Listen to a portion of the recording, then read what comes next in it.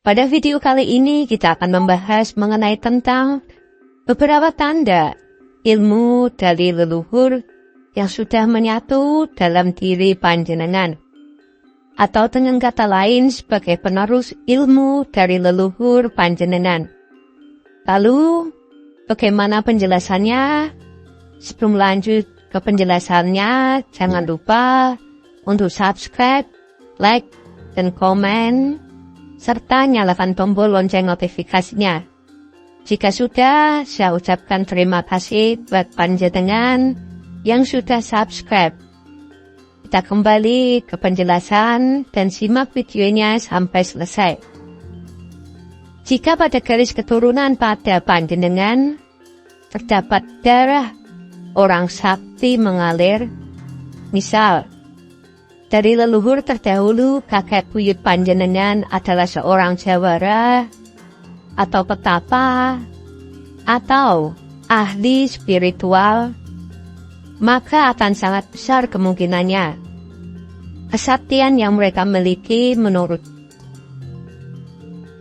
para ahli dan pada panjenengan secara genetik atau kepada anak turunnya. Hal ini disebabkan banyak faktor. Di antaranya paling umum adalah suatu perjanjian yang dahulu pernah disepakati dengan suatu sosok entitas, dan juga karena sebuah faktor dari DNA keturunannya yang mengalir di dalam tubuhnya. Terdapat jejak-jejak energi dari keilmuan leluhur panjenengan. Dan berikut adalah tanda ilmu leluhur yang sudah menyatu atau ciri-ciri pewaris ilmu leluhur panjenengan. Yang pertama, akan bisa dilihat sesuatu yang gaib. Dan jika panjenengan orang yang terpilih sebagai ilmu pewaris leluhur, dan kemudian ilmu tersebut sudah menyatu serta selaras, maka secara alami mata ketiga panjenengan akan terbuka atau aktif, sehingga akan menjadi lebih mudah dalam memahami cara alam semesta ini bekerja. Namun, dampak atau efek sampingnya kepada panjenengan adalah juga akan bisa melihat dimensi alam gaib. Dimensi dari sini juga tidak serta-merta selalu berhubungan dengan hantu atau jin, melainkan setan. Namun bisa saja mata panjenengan bisa melihat kemanapun serta tembus pandang. Misalkan saja melihat peredaran darah yang mengalir pada diri manusia. Kemudian yang kedua, bisa membaca pikiran orang lain. Sebagai pewaris ilmu leluhur, panjenengan mungkin akan memiliki kemampuan untuk men-setting tingkat dari sebuah kesadaran pada gelombang otak, sehingga dengan kemampuan tersebut akan bisa panjenengan selaras atau frekuensinya.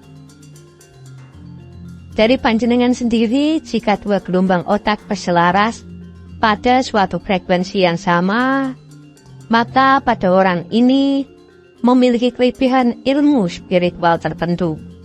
Orang tersebut akan mampu mengakses berbagai informasi yang ada di dalam pikiran orang lain, sehingga secara otomatis tidak ada yang bisa disembunyikan. Kemudian yang ketiga, bisa melihat aura kesaktian ilmu leluhur yang ada di dalam tubuh. Akan bisa memungkinkan panjenengan untuk bisa melihat spektrum warna yang ada di sekeliling benda. Entah itu benda yang memiliki nyawa maupun tidak memiliki nyawa. Spektrum warna yang memancar dan berubah-ubah tersebut adalah yang kita bisa sebut dengan aura. Dengan kemampuan melihat aura, panjenengan akan bisa mengetahui suasana hati orang, termasuk juga dengan kondisi kesehatannya. Selain itu, juga bisa digunakan untuk mengetahui benda-benda apa saja yang memiliki suatu nilai yang tinggi. Kemudian yang keempat,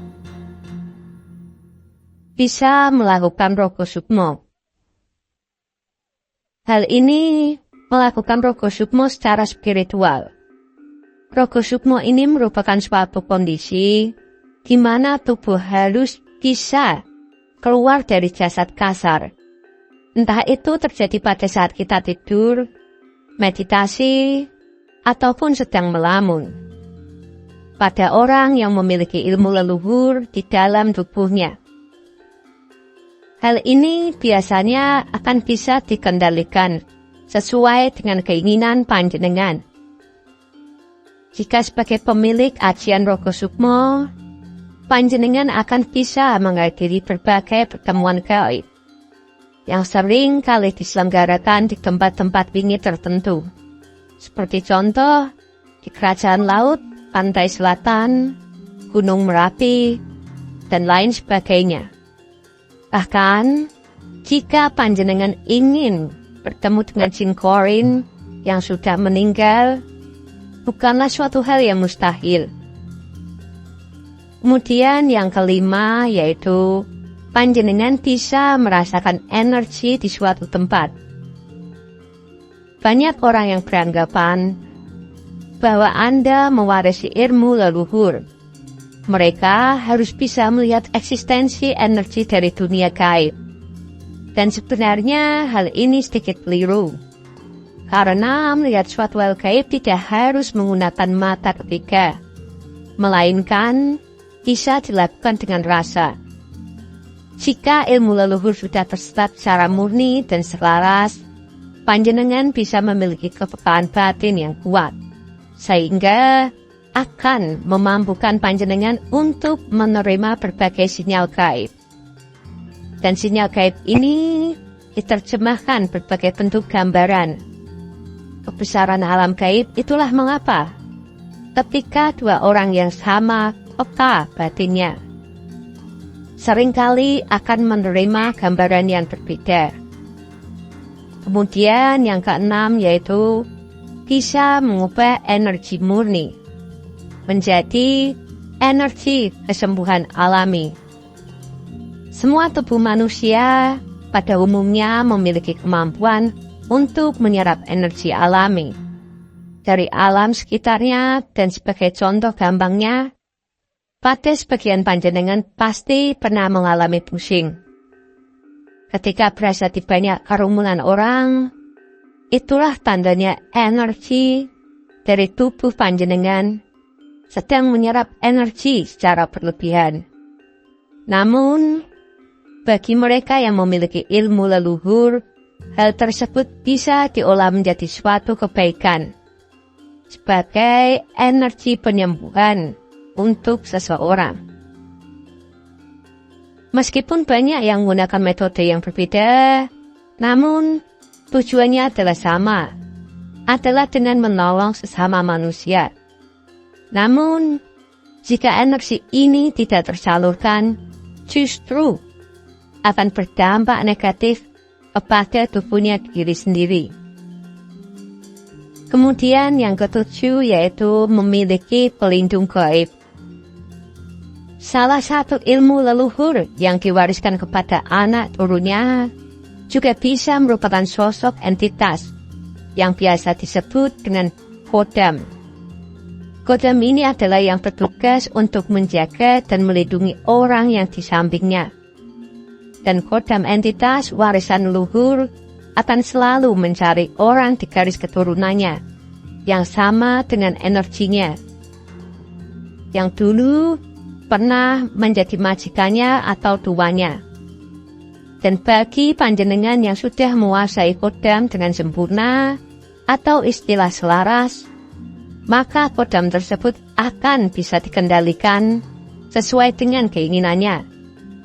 Entah itu dalam kebaikan atau justru sebaliknya menjadi hal buruk. Dan demikian 7 tanda ilmu leluhur yang sudah menyatu dalam tubuh panjenengan. Semoga bisa menambah wawasan dan manfaat. serta kami doakan semoga panjenengan dan keluarga selalu mendapatkan kebaikan dan kemudahan dalam mencari rezeki. Amin ya Rabbal Alamin.